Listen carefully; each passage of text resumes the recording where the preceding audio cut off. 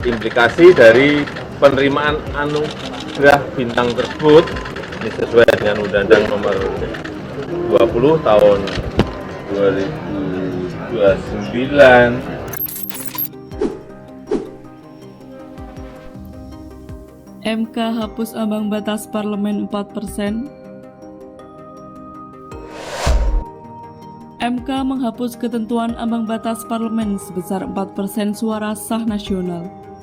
MK menilai ketentuan tersebut tidak sejalan dengan prinsip kedaulatan rakyat, keadilan pemilu, dan melanggar kepastian hukum yang dijamin oleh konstitusi. Meski begitu, penghapusan ambang batas itu berlaku untuk pemilu 2029. MK kemudian memerintahkan pembentuk undang-undang untuk mengubah ketentuan ambang batas parlemen tersebut melalui revisi Undang-Undang Pemilu.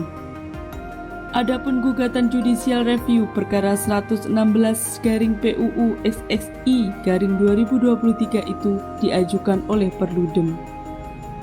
MK mengabulkan sebagian permohonan yang diajukan Perludem.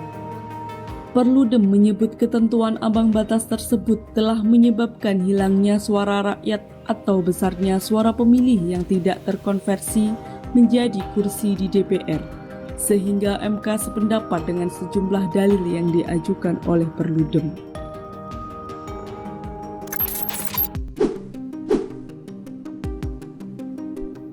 Siasat mengejutkan memajukan Kaisang di Pilkada DKI. Pengamat politik dari Universitas Nasional, Selamat Ginting, mengatakan Presiden Jokowi akan bikin kejutan di Pilkada DKI 2024 yang berupa memajukan Kaisang agar kelak menjadi Gubernur DKI Jakarta. Menurut Ginting, dalam aturan disebutkan bahwa syarat minimal untuk menjadi calon gubernur dan wakil gubernur yakni berusia 30 tahun. Akan tetapi, Kaisang diketahui belum berusia genap 30 tahun saat Pilkada Jakarta berlangsung. Walau aturan syarat maju sebagai gubernur adalah minimal 30 tahun, menurut Ginting bukan berarti peluang Kaisang untuk maju di Pilgub sudah tertutup. Kemudian berkaca pada pencalonan Gibran yang bisa maju sebagai cawapres kendati belum cukup umur. Terlebih, Anwar Usman yang dicopot dari jabatan Ketua MK tengah mengajukan gugatan ke PT UN. Ginting meyakini bakal ada sejumlah siasat lain yang bisa digunakan jika memang Presiden Jokowi ingin memajukan anaknya di saat Jokowi masih menjabat sebagai presiden sebelum akhirnya diteruskan oleh Gibran sebagai cawapres bagi Prabowo Subianto.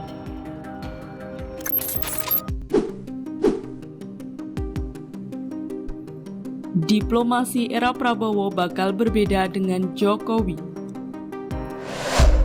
Lembaga think tank Inggris Chatham House memprediksi kebijakan luar negeri dan diplomasi Indonesia mungkin lebih sulit ditebak jika Prabowo jadi presiden.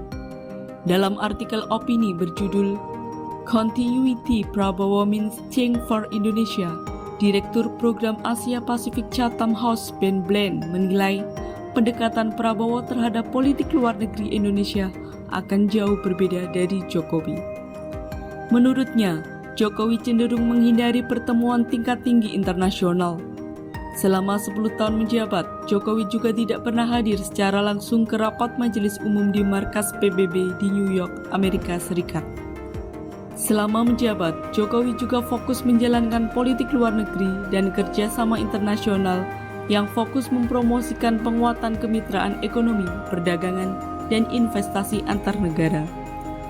Sedangkan Prabowo menurut Bland merupakan sosok pemimpin yang menyukai pusat perhatian dunia dan sensitif terhadap anggapan remeh dari negara asing. Sehingga Bland menilai Prabowo akan lebih berani ikut merespons isu-isu global meskipun hal tersebut tak terlalu berkaitan dengan Indonesia. Salah satunya, Prabowo sempat menyampaikan sejumlah usulan damai terkait perang Rusia vs Ukraina.